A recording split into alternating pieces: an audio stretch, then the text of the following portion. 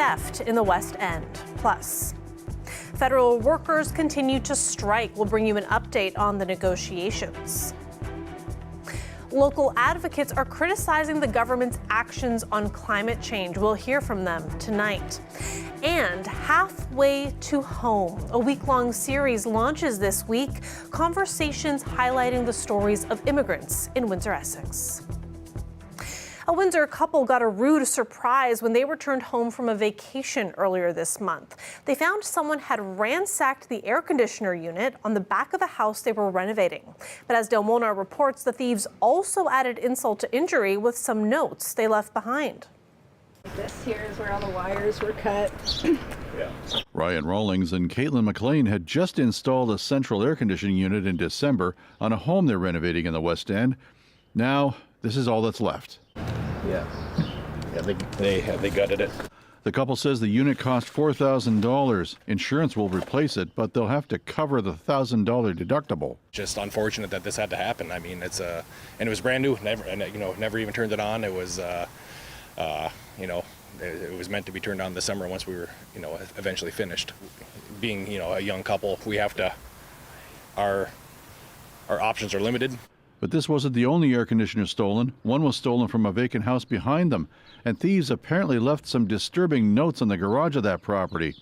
One reads, "Give to your local panhandlers, 'cause they/we're going to get that drug money one way or another." They said that they will likely come back for our cars, our purses, or this or that, or it was a very antagonizing message that they left. This neighbor says people living in woods nearby have been creating problems in the neighborhood. If your house is vacant and you got stuff like that, they're going to come into your yard. They just take it all apart. The manager of Fairhall Home Comfort says the thieves are likely after copper and expensive coolant inside the AC units. She says most thieves target commercial units, but she says there are things you can do to protect yours. Install security fencing around your property, keep it well lit, install security cameras, lock down the disconnect box, that way they can't shut the power off to cut the cords, and even install a cage around the unit. Just, I guess the best thing to do is work with your heating and cooling company to ask about any extra steps that you could help secure your air conditioning equipment, because, prices are going up, so we want to make sure that everyone's taken care of. Rawlings says they've reported the crime to police, but so far there's no word on whether the police have any suspects. Rawlings says before they replace the air conditioner, they're going to be putting up privacy fencing and maybe even put the new air conditioner in a cage. Dale Molnar, CBC News, Windsor. The National Public Service strike continues. About 300 striking federal government workers picketed in front of the Canada Border Services Agency building on Olette Avenue today. So, solidarity. What do we want? Fair contract. When do we want it? Now. A spokesperson for the union says they are escalating their pickets. That's because they are concerned the government is dragging its heels when it comes to negotiating a contract. The workers went on strike last Wednesday. The union says they are in good spirits and getting some support from the public, but they are frustrated with the progress of the talks. Well, it's been slow and frustrating as a worker for the government. When I'm handed work to do, I do it right away because I know someone on the other end needs their claims done. So it's very frustrating to see the Treasury Board dragging their feet on this collective bargaining process. They have had close to 2 years to resolve this, and it keeps dragging on. So clearly our members are angry and have had enough. The main issues in the dispute are wages and having a clear work-from-home protocol. The workers will be out again tomorrow at the 400 building at City Hall. They'll be joined by other members of the Windsor and District Labour Council. Windsor marked Earth Day this weekend. Some used the day to call for more action from the government to fight climate change. TJ Deere has more. This was the scene in East Riverside, a tree planting event organized by the Essex Region Conservation Authority, or ERCA. According to ERCA's Director of Communications, more than 800 people showed up and planted just shy of 1,800 trees. One of the organizations present was CUPE Local 543. Their president believes the province's More Homes Built Faster Act will not meet its target of 1.5 million homes built over a decade. Although he says they're not against building more homes faster, What we are concerned with is the fact that, Bill 23 curtails development charges, which, municipalities actually use in order to be able to provide services. Bill 23 was passed in late November, but Pettin and other critics say the legislation will weaken the powers of municipalities and conservation authorities like IRCA. Despite the name of that bill, we don't believe it's actually going to achieve what its desire is, and we think in the meantime that it's actually going to be harmful to the community. IRCA CEO Tim Burney did not wish to comment on the environmental impact of Bill 23, but did say that residents should bring up any concerns they have with their political representatives. There are challenges put forward by the provincial government. I've now seen 36 years of it. But again, we are people who comply with the rule of law, and we have to address that. CBC News is awaiting comment from the Ministry of Municipal Affairs and Housing, but QP Local 543 is not the only group that wants action taken by government. Activate Transit Windsor Essex, or ATWI, is not pleased with the perceived lack of investment in transit from Windsor City Council. It's not just an environmental issue, it's a social issue. It's making sure that the residents who are students, who are job seekers, who are new Canadians, who are everyday people going to work, have the ability to rely on a transit system that serves their needs. Earlier this month, Council announced plans to invest $63 million in public transit over the next decade. Mayor Drew Dilkins and Transit Windsor Executive Director Tyson Craig also said the city has purchased 24 new buses and added upgrades to the existing fleet. Though Earth Day fell on Saturday, celebrations in Windsor took place Sunday. ATWI was one of 32 organizations that had a pavilion set up at Malden Park. The 32 organizations were there promoting what they were doing to fight climate change. For us, it's really important that we get more people taking the bus, that we help to support that active transportation piece, getting people out of their cars and into a greener way of moving. Siapis said ATWI was at Malden Park on Sunday to get people thinking about how transit affects them, even if they don't use it. TJ Deere, CBC News, Windsor.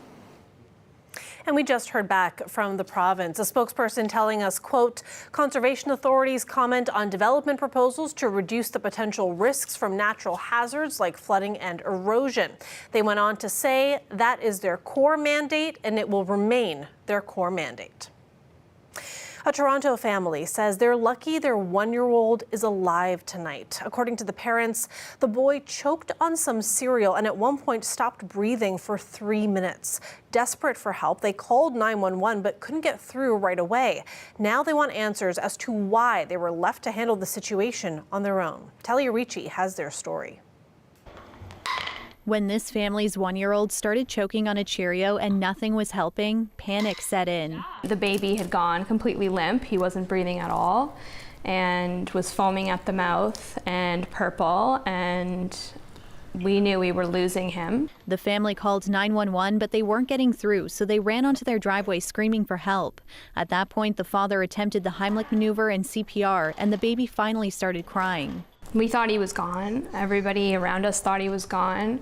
I've never felt more desperate in my entire life. And even when he started breathing again, I couldn't stop crying. And during the incident, they say they were not able to immediately reach 911, waiting more than 5 minutes during 2 separate phone calls. When they finally did get through, the parents say they were told other medical calls would be prioritized since their baby was breathing again. Toronto paramedics say higher risk and higher priority calls will always be responded to first. Not being able to get through to 911 is like probably the most desperate, helpless feeling that we had, that you could experience, where it defeats the whole purpose of having a 911 service if you're being put on hold like you're calling some regular customer service line. Last year, Toronto's Auditor General found that call volume and staffing problems were at the heart of the delays at the 911 Communication Centre, and that the service needed to hire more operators. The report made 26 recommendations, including creating public awareness campaigns about when to call 911. There is no provincial oversight or legislation that sets standards for emergency call answering times in Ontario, but Toronto Police strives to meet a voluntary National Emergency Number Association minimum standard of answering 90% of all 911 calls within 15 seconds. In a statement, Toronto Police said it's experiencing an increase in its 911 wait times, and it's something it's aggressively working to improve, including by hiring additional operators. Toronto Police also said in this case the phone was unregistered, so they could not call back after the caller hung up. Toronto pediatrician Dr. Dan Flanders says choking is common with young children. A small percentage of those children actually die, so it's a real life-threatening problem. He has this advice for parents. The absolute best thing that a parent can do, or parents can do in this situation, is take a CPR course for children and adults. So being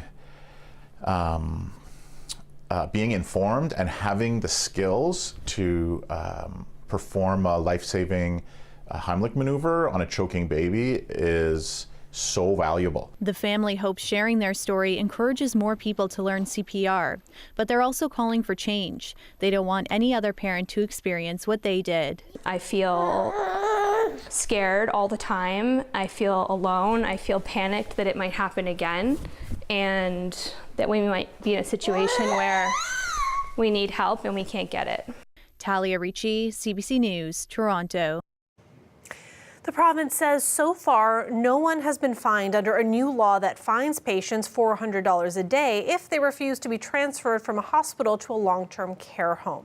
Bill 7 came to effect in September. The legislation is aimed at so-called alternative level of care. It's for patients who no longer need to be in hospital and are awaiting spots in long-term care homes. The province says 7,600 alternate level of care patients have moved into nursing homes since the law took effect, freeing up beds in hospitals. However, advocates say that the threat of the punishment of the law pushes patients into nursing homes they did not choose. Turning to international news now, the U.S. says a ceasefire agreement has been reached in the conflict in Sudan. It's set to start at midnight, but previous truces have failed to hold. International concern deepened today, and the rush to get foreign nationals out intensified. Evan Dyer reports. Foreigners continue to flee Sudan today by air, land, and sea. This Saudi Navy ship took citizens from 13 countries across the Red Sea to safety. Most European countries reported their diplomats evacuated. It has been a complex operation, and it has been a successful operation. And European countries have also been evacuating ordinary citizens. France reported 388 evacuations, Italy 105, and Spain 100. The first evacuation flights began to reach Europe, like this German Air Force plane, which also brought out 58 Canadians. We have a C-17 in the region too, and we will be airlifting as well. Canada is aware of about 1,500 citizens in Sudan, but the true number is thought to be higher. But there's no confirmation from the government that Canadian planes have entered Sudanese airspace. The foreign minister wrote a tweet telling Canadians in Sudan to register. This man did just that. And by the time escalating, going the next day, I made another call, and the third day I make another call. While Hisham Mohammed waited, fighting grew more intense. I didn't get any response. It was really worthless, like nothing. They just told you to hide and stay in a safe place. So with food and water running out, Mohammed decided to go it alone. And after a perilous 3-day journey, he made it to Egypt. There are two potential land routes, but they both involve drives of over 800 kilometers. Canada's first resident diplomat in Khartoum also saw an evacuation from South Sudan in 2013. He says the fact the internet keeps cutting out can only complicate things.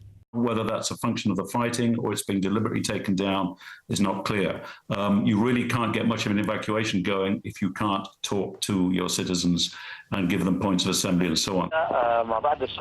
The airport is close to the Canadian embassy, but it's heavily damaged and both sides are fighting to control it. So a bigger evacuation probably depends on securing a safer airstrip. And that depends on what happens next in the fighting.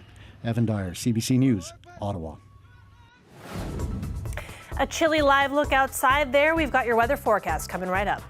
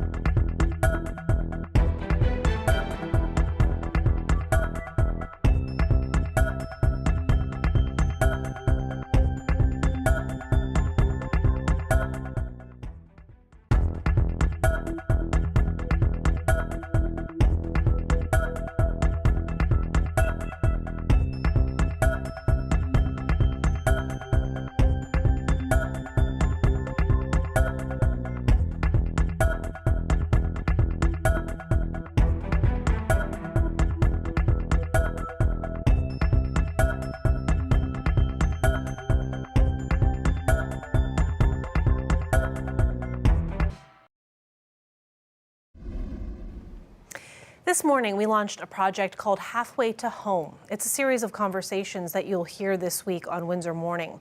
The aim is to give immigrants a space to talk honestly about what it's like to start a new life. Today's focus is identity. Parimil Parikh came to Windsor in 2016 from India, and he now runs Namaste Indian Supermarket. Here's how a school lunch turned into a complicated moment with his daughter.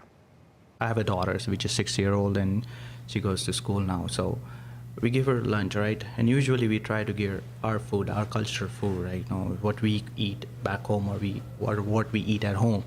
So there was one incident, like a few days, she came back home with the full lunchbox. She didn't eat. We tried to ask her. She said she wasn't hungry.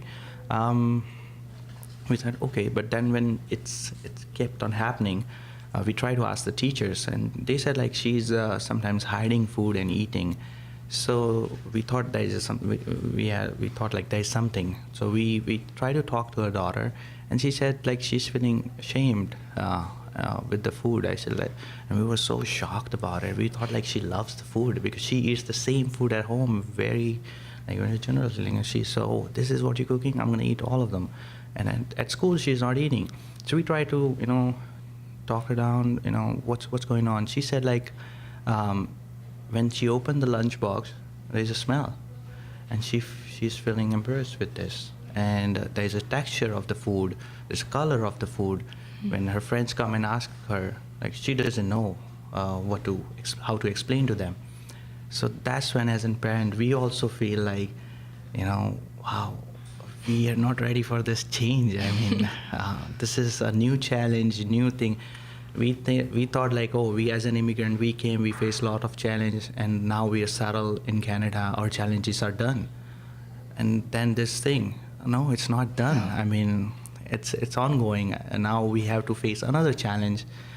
So we started explaining her that this is our food, this is made up of this, and the ingredients of them, these are the health benefits. So then she started, taking that as a lunch, and she started explaining. Now she's better, but this is just one thing that we came to know. There might be so many things that she's struggling with, the cultural value that we are enforcing them, and there is a peer group which is not ready to take that, right? And then she, she'll be also in cultural shock, I guess, that what we felt about 6 years back. You can read more about his story on our website. And Saturday afternoon will mark the end of this project with an event at the Budimir Public Library. I will be there with Windsor Morning's Nav Nanwa. And it will kick off with a special story from TJ Travis, the City of Windsor storyteller in residence. We'll have some prizes on site as well. Creating Space is a completely free event for the whole family. To secure your spot, please RSVP, and that link is on our website.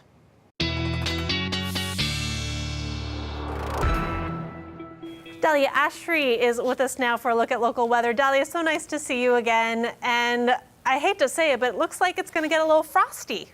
It sure is, Katerina, and feels good to be back. Minus that frost. I mean, I haven't said that F word in a while, but here it is. It won't stick around for too long. I mean, it is a frost advisory, and it will carry in until tomorrow morning. So that means beware and take care of those plants if they're outside. Make sure you cover them. And as for tomorrow and the next day, it will be rain. Some scattered showers, but then there is a little bit of sunshine on the way, some light at the end of the tunnel. It is currently 7 degrees in Windsor, sitting below those seasonal temperatures. The daytime high in Windsor, 3 degrees. So really below those seasonal temperatures and quite chilly. And like I said, we are also seeing those rainy conditions that are expected to be happening into tomorrow as well. So like I said, 15 degrees usually for the average high, and it was 7 degrees. So that's something just to keep an eye on as well. So that frost advisory is in effect for most of South southwestern Ontario. So we're having Windsor, Leamington, and Chatham-Kent. Please be careful with your plants. Cover them up, especially if they're exposed outside. Now, what to expect over the next few days. So Tuesday, we're going to see a little bit of that rain starting to peek through, some scattered showers. It'll really start to pick up towards the afternoon around 3 o'clock, and it will stay until Tuesday at around 8 p.m. We'll slowly start to see it clear out of southwestern Ontario. Now, as we head into Wednesday as well, what to expect? Well, there's mostly cloud coverage, maybe some scattered showers, but that's about 30% chance. For the most part, it will be cloud coverage. Some windy conditions as well, 17 degrees, but not that windy. I mean, if we compare it to the Golden Horseshoe, I mean, especially around Toronto, that's 23 kilometers an hour, and it does pick up. But usually for southwestern Ontario, we're seeing lighter winds. Now, what to expect overnight tonight? Like I said, there is that frost alert that is in effect into the southwestern part of Ontario, and so it will be quite chilly. Take care of your plants and take care of yourself too. Like I said, Tuesday, a little bit of rain on the way, some scattered showers, about 80% chance. Wednesday, we start to see that sunshine carrying into Thursday, Friday, and Saturday. You need your umbrella again. Thanks so much for that, Dahlia. Thanks, Katarina. When we come back, we'll have more news updates for you. Stay with us.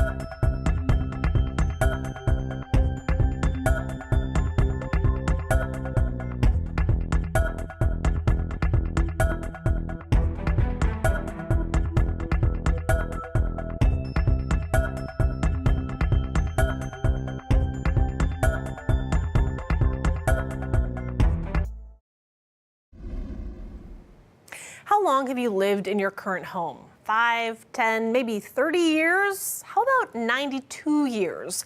Walkerville resident David Pepper is the third generation of his family to live in the same Devonshire Road home for over 9 decades. The home was bought by David's maternal grandfather in 1931 and has had a member of the family residing there ever since. But that's about to change. David and his wife Jenny will soon be leaving Windsor and moving to New Brunswick. CBC Windsor video producer Mike Evans went to speak to David Pepper about his historic Walkerville home. I will miss Walkerville because I have so many happy memories here from the time I was a little kid. We've made memories in other places, and we still carry this house in our hearts and in our heads. George M. Duck, George McCartney Duck, so he grew up in Windsor and loved it. He became president of the Canadian Salt Company and eventually, and then at one point bought this house. 1931, that's when my grandfather bought it. And the family's lived here up until now. There's been one or more generations of the family living here. Right now my sister and I own it, and we won't be here that much longer. And the main feature would be the symmetry of the Georgian house, but you've got on the lower floor, you've got this big porch with the iron railings, which are original, and the doorway itself, very Georgian shape. It's all limestone, and believe it or not, hand finished. That medallion, the round medallion in the center panel over the door, you can still see the original pencil marks of the stonemason who drew it out. All of that work was finished by hand, and it is limestone. If you look closely, especially around the bottom, you can see fossils of sea creatures from millions of years ago right there. It's been eroded just enough that they stand out. And those are the original storm windows on that bottom from 1929. The downspouts, those are still copper. And aside from your family's history on this block, your wife also has a rich family history on this block. Tell us about that. Well, Jenny grew up right across the street. Her father was Dr. St. Pierre. I met her when she was about 2.5. This little kid who came up to me and started talking. Do you know this? Did you know what my mother said? And I thought, wow, there's a very smart little kid. Many, many years later, we ended up marrying after going on very different paths for a long time. When I was young, there were always kids. Almost in every house, there were kids of different ages, and down the street here in the next block. And that's happening again. Their families moving in with children, and they will go through this same cycle of growing up here and being able to walk around these beautiful streets. And that is it for CBC Windsor News. For news anytime, go to cbc.ca/Windsor. And you can always find us on Facebook and Instagram. Thanks for watching. Have a great night.